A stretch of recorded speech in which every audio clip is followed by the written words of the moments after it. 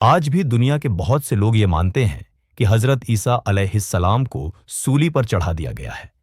लेकिन क्या यह सच है, या ये अल्लाह के प्लानिंग थी, या कुछ और थी? हजरत ईसा अलैहिस्सलाम अल्लाह के एक अजीम नबी थे। उनकी तलीमात से लोग रोशनी और हिदायत पाते थे। मगर कुछ लोग उनके खिलाफ हो गए और समझा कि उन्हें मार दिया गया। हजरत ईसा के जमाने में एक बड़ा ही जालिम और सरकश बादशाह था। हजरत ईसा की तरफ खुदा का हुक्म आया कि आप उसे दीन की दावत दें।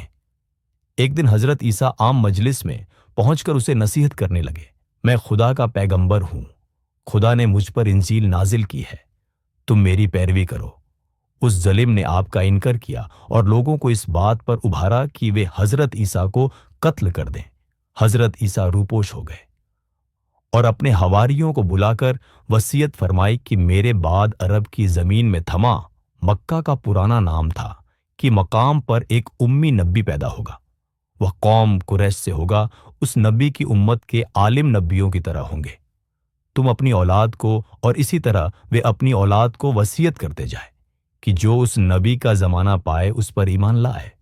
इसी तरह और बहुत सी वसीयतें हैं आपने की। हजरत ईसा के हवारियों में से एक शख्स मुनाफिक हो गया। उसने जाकर हजरत ईसा के छिपने की खबर बादशाह को दे दी। अचानक बादशाह के लोग आ पहुंचे और हजरत ईसा को गिरफ्तार कर लिया और आपको ले जाकर एक मकान में कैद कर लिया और मकान के चारों तरफ सख्त पहरा लगा दिया।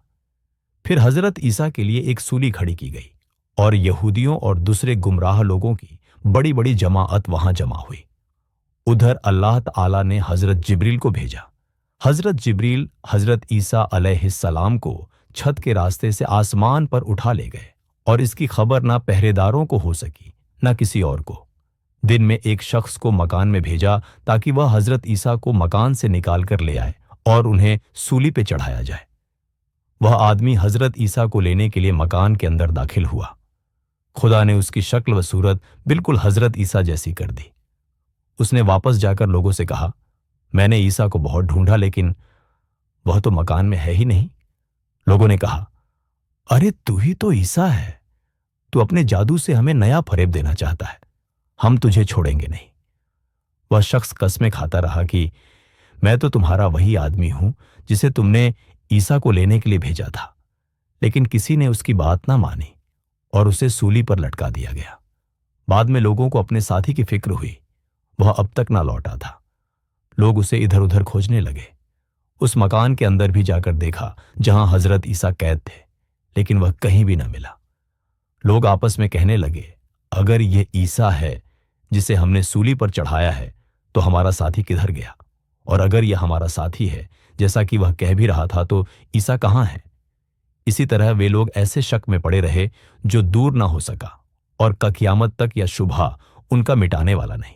जब हजरत ईसा आसमान पर पहुंचे तो अल्लाह ताला ने इंसानी कमजोरी और जरूरतें उनकी दूर फरमा दी और फरिश्तों की खूबियां उन्हें इनायत कर दी। वह आसमान पर है, आखिरी जमाने तक फरिश्तों में रहेंगे।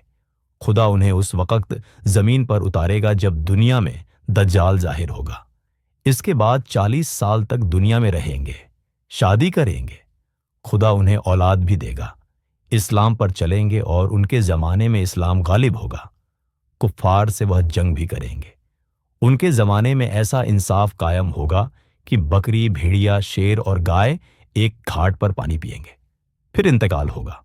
मुसलमान आपका जनाजा तैयार करके हजरत आयशा के हुजरे में ले जाएंगे और वहीं आपको दफन करेंगे।